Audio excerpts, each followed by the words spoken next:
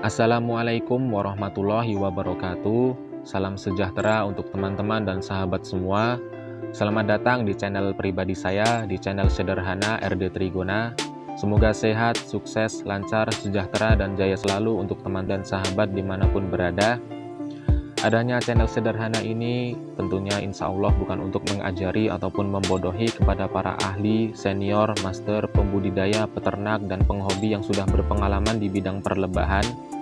Akan tetapi insya Allah hanya sekedar untuk berbagi, kita perluas pengetahuan, kita kembangkan setiap peluang, kita perdalam teknik-teknik dan ide-ide yang sudah ada maupun insya Allah belum ada di seputar dunia perlebahan. Dari yang dibagikan, ambil yang terbaik dan tinggal yang kurang baik. Mari kita belajar bersama-sama. Semoga sukses, semoga lancar untuk teman-teman semua, dan semoga bermanfaat.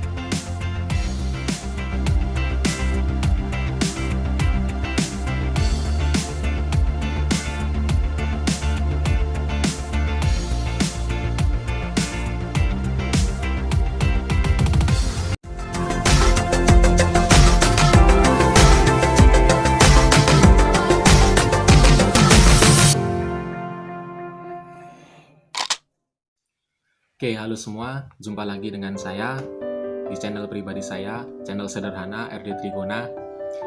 Oke teman-teman, kali ini kita akan belajar bagaimana cara kita untuk memulai sebuah budidaya lebah, khususnya lebah Trigona.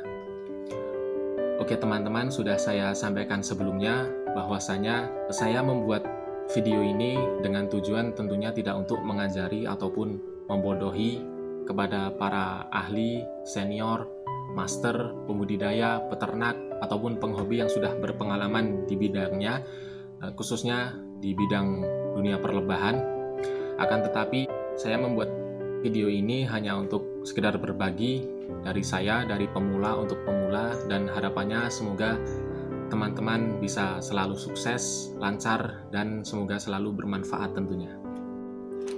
Nah, yang pertama kali harus kita pelajari apabila kita ingin memulai sebuah budidaya, khususnya budidaya lebah jenis Trigona ini adalah kita harus mengetahui dan mengerti genus-genus yang ada di Indonesia. Misalnya di Indonesia ini ada genus Genio-Trigona, kemudian ada genus Heterotrigona, kemudian ada genus Homotrigona, kemudian ada Sunda Trigona, ada Tetragona, ada Tetragonula, ada Tetrigonula, dan masih banyak lagi. Dan setelah itu kita ketahui jenis-jenisnya. Misalnya dari Genio-Trigona ini ada jenis Thoracea, kemudian ada jenis Lactei fasciata, kemudian ada jenis Incisa, dan sebagainya. Kemudian dari genus Heterotrigona misalnya ada jenis Heterotrigona itama, kemudian ada jenis Heterotrigona bakeri, kemudian ada jenis Heterotrigona erythrogastra. Kemudian dari jenis Tetragonula misalnya yang paling familiar itu ada jenis Birui, kemudian ada jenis Dreskeri, kemudian ada jenis Fuscobalteata, kemudian ada jenis Levisep. Nah, seperti itu teman-teman harus mengetahui.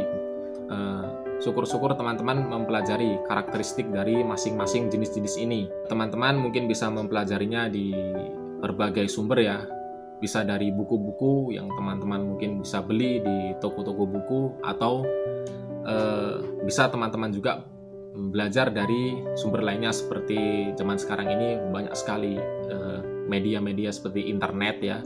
Kemudian di grup-grup Facebook misalnya itu banyak sekali komunitas-komunitas peternak atau pembudidaya Trigona. Nah, teman-teman harus ketahui setiap genus dan jenisnya. Nah, setelah teman-teman mengetahui genus dan jenis tersebut, teman-teman harus mempelajari juga genus yang ada di daerah teman-teman. Misalnya, teman-teman tinggal di Pulau Jawa. Nah, tentunya di Pulau Jawa ini berbeda dengan kawasan di Pulau Sumatera ataupun Pulau Kalimantan. Kalau di Pulau Sumatera ataupun Pulau Kalimantan tentunya masih banyak sekali spesies-spesies Trigona yang bermacam-macam, berbeda kalau dengan yang di Pulau Jawa misalnya. Nah, seperti itu teman-teman harus pelajari juga. Saya contohkan di Pulau Jawa ini yang itu dominan itu adalah dari jenis Tetragonula. Di situ ada Biroi, kemudian ada Dreskeri, Levisep, Fusco, itu masih banyak sekali. Akan tetapi untuk jenis-jenis yang dari genus Heterotrigona ataupun tadi Geniotrigona dan lain-lainnya itu kebanyakan di Pulau Sumatera dan Kalimantan ataupun Sulawesi dan sebagainya. Karena di sana masih banyak sekali hutan, pepohonan, sehingga vegetasi alam itu masih sangat melimpah. Nah, kemudian selanjutnya yang harus dipelajari teman-teman adalah teman-teman melihat kondisi sekitar kita. Apakah kita ini tinggal di daerah perkotaan atau yang sudah padat penduduk, padat dengan perumahan, bangunan-bangunan, ataupun kita tinggal di daerah yang masih alami seperti di pegunungan atau daerah-daerah pelosok seperti itu. Nah, jika sudah, baru kita akan memulai budidaya lebah trigona ini. Kemudian selanjutnya adalah teman-teman harus menentukan jenis trigona apa yang ingin teman-teman budidaya. Misalnya teman-teman ingin membudidayakan jenis Leviceps, kemudian misalnya jenis Fuscobalteata atau jenis Itama atau jenis Thoracea, Biroi dan lain-lain ya. Nah, teman-teman harus pelajari karakteristiknya jenis masing-masing tersebut, seperti koloni, kemudian vegetasi, kemudian juga sifat-sifatnya ya. Dan saya contohkan di sini sudah saya persiapkan ya kotak koloni, misalnya dari koloni terlebih dahulu. Ini adalah koloni kecil ya, ini untuk jenis ini cocok untuk jenis Leviceps atau jenis Fusco. Nah, ini kotaknya tidak terlalu besar. Ini memiliki panjang saya buat 25 cm, kemudian lebarnya ini sekitar 12 cm dan tingginya 11 cm. Nah, ini tidak saya buat besar ya, karena apa? Karena jenis Leviceps ataupun jenis Fusco ini adalah dia jenis trigona kecil, dia tidak mempunyai ukuran tubuh itu kecil, jadinya ukuran koloninya pun juga saya sesuaikan dengan bentuk tubuhnya, itu tidak terlalu besar. Karena apa? Karena kalau terlalu besar juga nanti dia akan kesulitan membangun sarangnya ya, seperti itu. Oke, kemudian di sini ini juga sama, ini adalah untuk jenis ini sama untuk jenis Leviceps atau Fusco, kan, tetapi ini hanya sebagai contoh saja ya. Seperti ini di dalam ini ada skatnya. Ini fungsinya adalah untuk madu, dia untuk madu, kemudian di sini untuk telur. Nah, kalau bahasa ibaratnya orang sekarang itu adalah apa ya, variasi bentuk koloni. Nah, ini bisa kita ambil.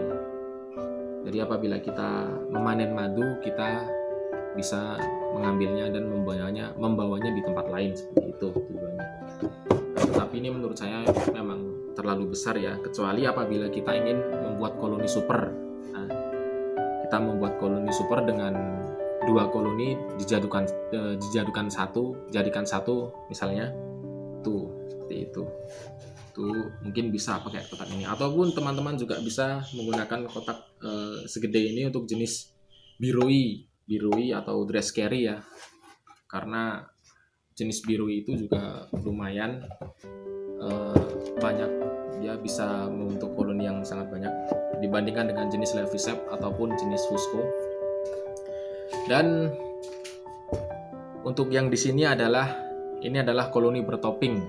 Jadi ini untuk jenis-jenis trigona besar, biasanya mereka ini mempunyai karakteristik koloni itu menempatkan madu di atas. Jadi seperti ini teman-teman.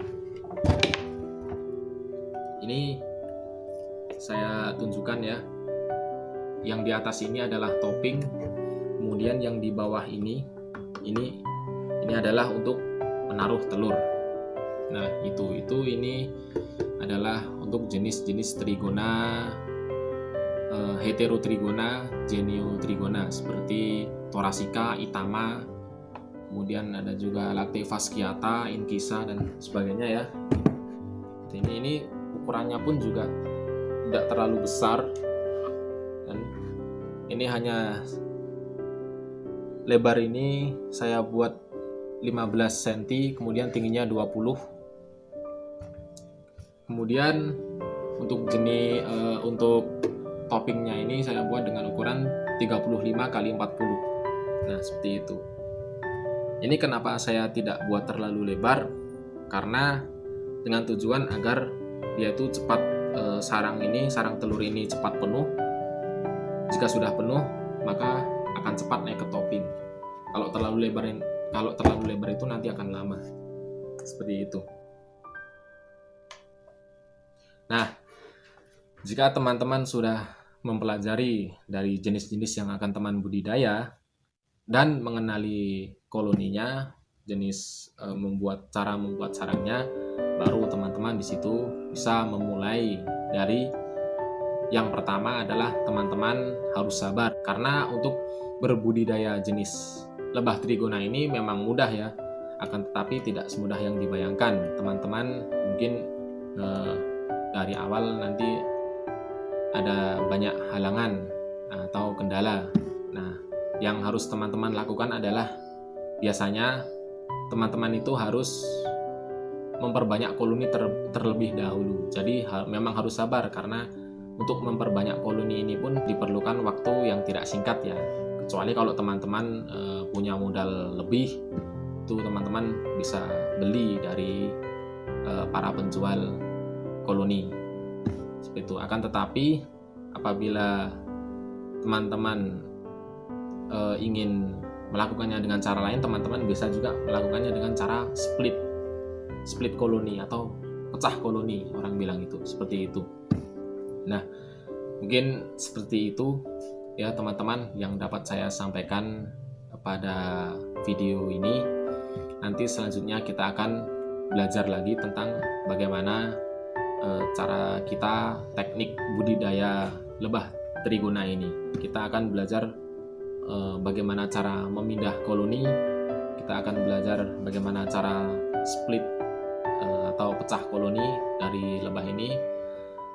Intinya pada video ini saya hanya berbagi dari pemula untuk pemula ya teman-teman, dan harapannya selalu bermanfaat untuk semuanya.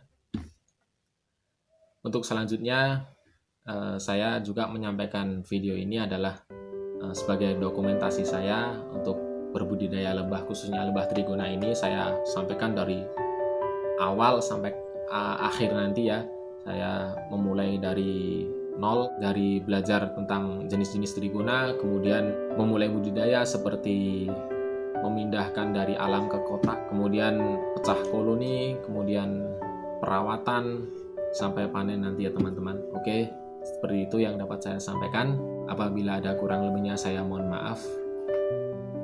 Sampai jumpa kembali dengan saya di channel sederhana ini, tentunya dari pemula untuk pemula, dan semoga bermanfaat. Oke teman-teman, dan itulah yang dapat saya sampaikan. Tetap semangat, jangan menyerah, dan selalu berkreasi dan kembangkan inovasi ide-ide yang ada. Intinya kita sama-sama berbudidaya, mempertahankan habitat lebah, dan melestarikan alam.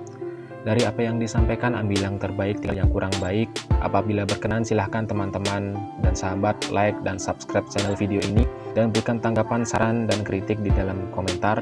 Sekian, semoga bermanfaat. Assalamualaikum warahmatullahi wabarakatuh.